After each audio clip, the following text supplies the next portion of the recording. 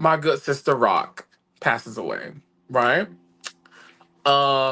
And while Rocc and I were not close in the sense that we spoke every day, we communicated every day, but we were close in the sense that, him and I started working with Madison around the same time.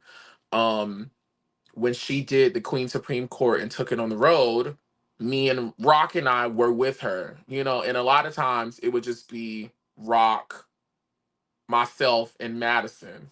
And so me and Rocc shared hotel rooms, me and Rocc shared meals, just doing sister stuff. Me and Rocc talked all the time. Um, and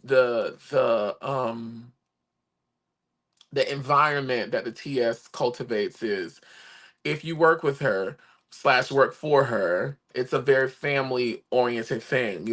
Everybody, we walk around with no shoes on. Miss Mary's cooking. We always together. So I spent a lot of time with Rocc.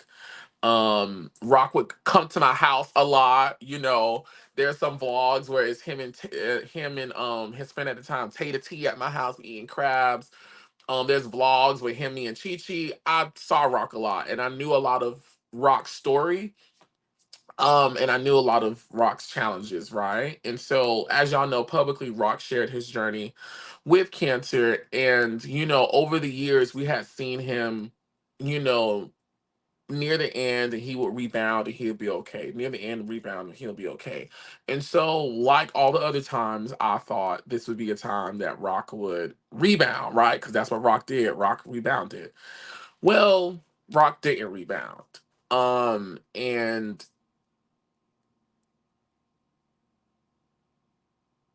again, knowing knowing a lot of Rock's story and having spent time with him, it really impacted me, right? Rocc is younger than me. Rocc is like, I think Rocc honestly could not have been no more than 26.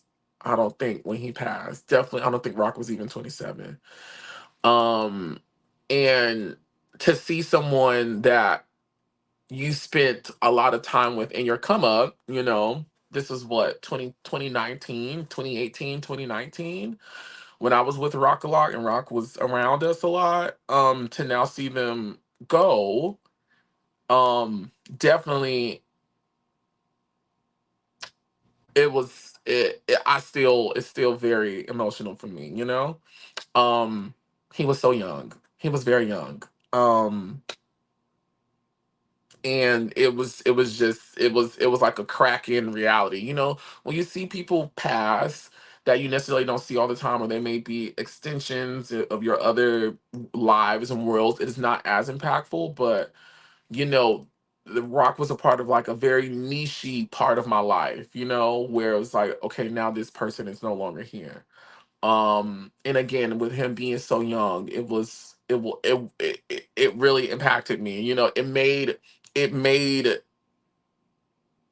this idea of death more real and tangible to me, right? Because up until this point, I mean, I've my family members have passed, and probably the only, I won't say the only, but the most recent passing would have been my aunt Melissa. But we knew she was going to pass, and she was relatively older. She was in her 40s, heading into her 50s, and she had lupus. So, it made for me the passing experience a little bit more easier, versus Rocc, who's not even 27, and someone that I've seen rebound, and now they're gone. Um, it was a little bit more difficult for me to experience because I had never really experienced this type of death, right? So that happened in October. Shout out to Rocc. Shout out to Rocc. Rockiana, baby. Rockiana Balboa. That's what I used to call her, baby, because Rock was. But right after Rocc passed, um, Andrew, who is a friend of Nicole Rae Hair, who I met on my trip to the Twixt takeover, he passed.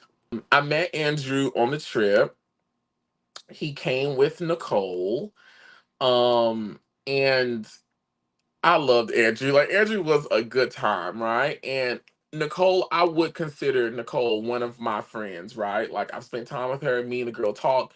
Nicole has a certain level of access that a lot of people don't have, as I'm sure with her. Um, and so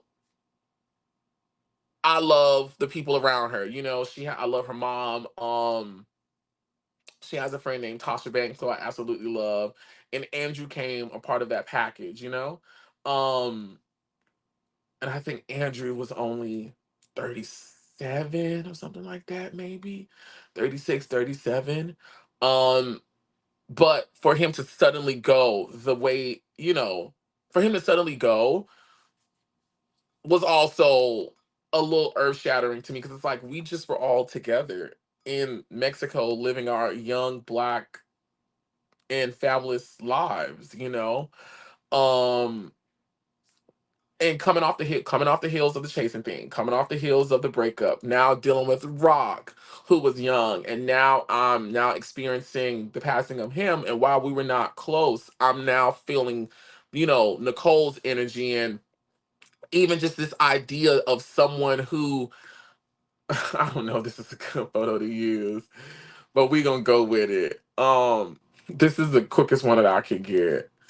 Um, but if you go back and watch In the Mix with Twigs, we talk about Andrew, okay? Andrew was having a good time. Andrew kept slapping my butt.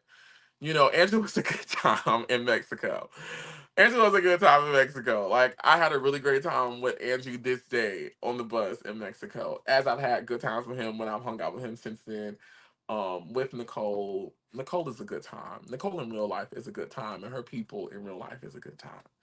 And so he's now gone in October. And so in November,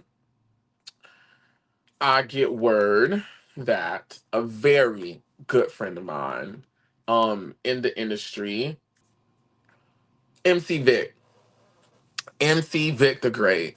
I've known MC Vic since I basically made my debut in Atlanta. I met Vic back in 2019.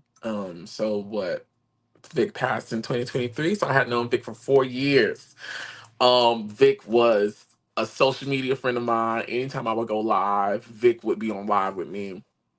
Me and Vic spoke regularly in the DMs. I saw Vic out. Vic was just a cool guy, right? And then like when I would go out and Vic would be hosting things, Vic would be on the mic. He'll show love to me and my friends. Vic was just a great. When I say Vic was a great person, a great human being, Vic was a great person. In Atlanta, there's a whole lot of bullshit walking and talking, but Vic was not one of them. Vic was a good guy, like at least as far as I saw.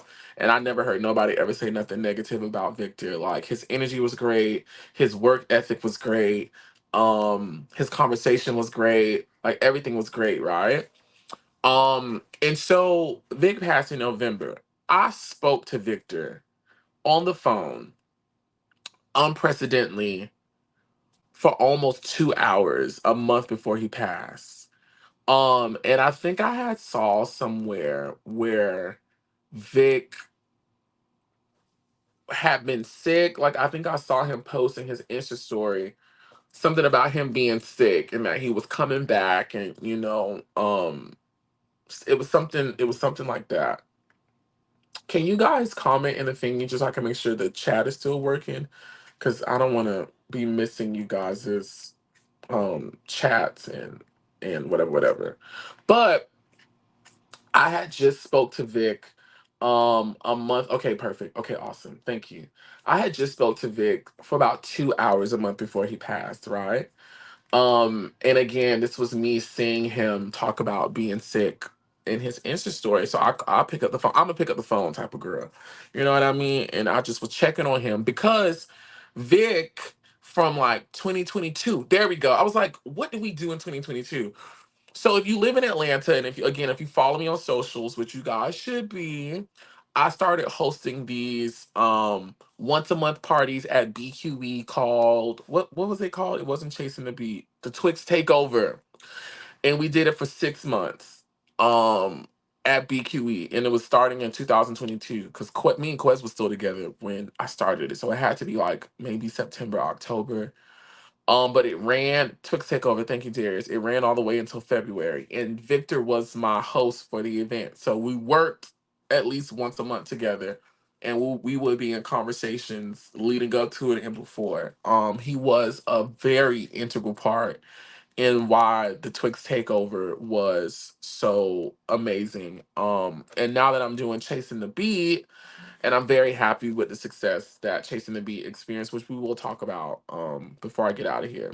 Vic was just a great part of that experience, and so I reached out to him and we spoke. We spoke for 2 hours, and Vic and I were just talking about, all the great things we wanted to do.